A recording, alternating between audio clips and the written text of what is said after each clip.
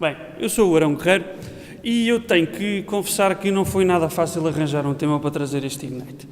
Não foi porque isto já lá vão 5 edições e a imaginação e a criatividade não são perpétuas. Então, vamos lá ver o que é que sai. Bom, eu recebi um e-mail que dizia: parabéns, foste convocado para ir falar ao Ignite Best of 2012, coisa e tal, olé, Márcio, boa, o que é que eu vou falar? Mas no e-mail também vinha lá dizer no convento de Santo António em Lolé, e eu pensei, olha, cá está um bom assunto, posso falar do convento? Sim, porque toda a gente vai trazer assuntos inovadores, diferentes, originais, espetaculares, ninguém vai falar do convento, então pelo menos isso, que ingenuidade a minha. Não porque os outros tenham vindo falar do convento, mas o que é que eu percebo de arquitetura, ou de arte estilo chão, que aparentemente é o estilo deste convento, ou de história de Portugal, também não sou assim grande espada, ou de organizações eclesiásticas, menos ainda. Mas cá vamos. Aquilo que eu entendo é de gestão, dizem por aí. E nessa perspectiva, aquilo que nós vemos aqui neste espaço é uma história triste. É uma história triste porque é uma história de fracasso. E porquê é que eu digo isto? Eu digo porque eu sempre conheci este espaço como sendo um edifício abandonado, em ruínas, ou eventualmente como lugar onde estacionar os carros alegóricos do Carnaval de Lolé. Então significa que, algures na história, houve um fracasso de quem estava aqui porque isto estava abandonado. Se nós formos procurar a história, conseguimos perceber porque é que isso aconteceu. Isso aconteceu depois da Guerra Civil Portuguesa, que acabou em 1834, e ganharam os liberais. E os liberais quiseram eliminar todas as ameaças que havia ao seu governo. Então eles foram lutar contra as classes sociais que tinham maior influência, maior poder social e maior poder económico. Isso era o clero. Então eles decretaram o final de todas as ordens religiosas. Ou seja, quem estava aqui não teve outro remédio, teve que se ir embora. É engraçado, isto faz lembrar algo que o nosso país vive hoje em dia.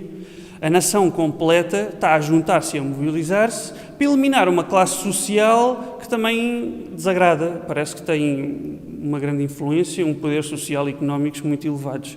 Não sei se vocês estão a pensar ou a imaginar quem é que possa ser, mas sempre que aparece um membro do governo em público, ele é recebido desta forma.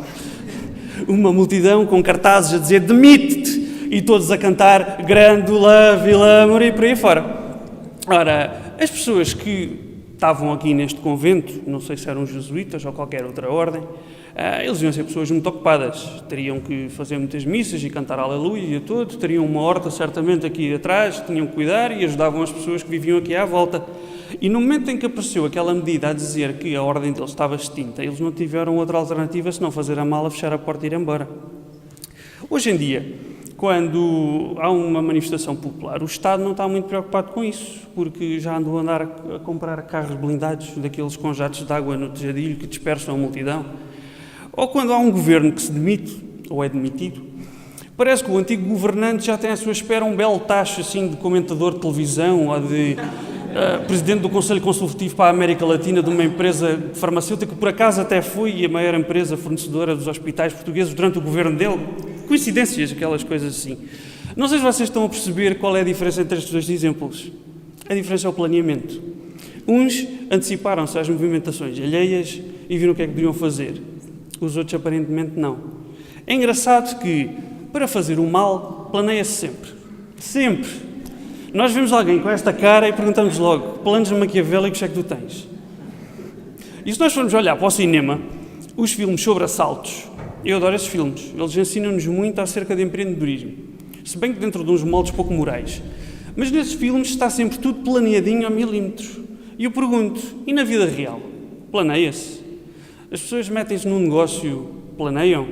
Faz-se um compromisso, planeia-se?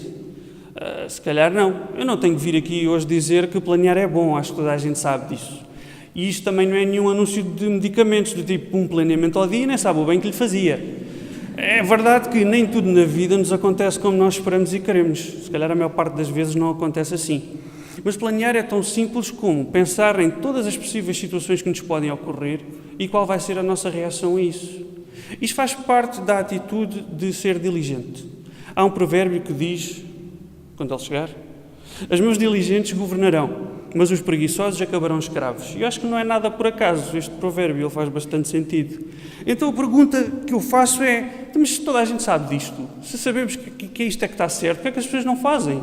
Parece que a humanidade tem tendência a não seguir aquilo que sabe que deve fazer. Sabe-se a teoria, mas não se vai à prática. Bom, eu não vou responder essa pergunta que eu não sei. Eu, se calhar, deixo a pergunta no ar. Se alguém que vem depois de mim tiver assim tempo dentro dos seus 5 minutos e quiser falar sobre isso, está à vontade. Muito obrigado.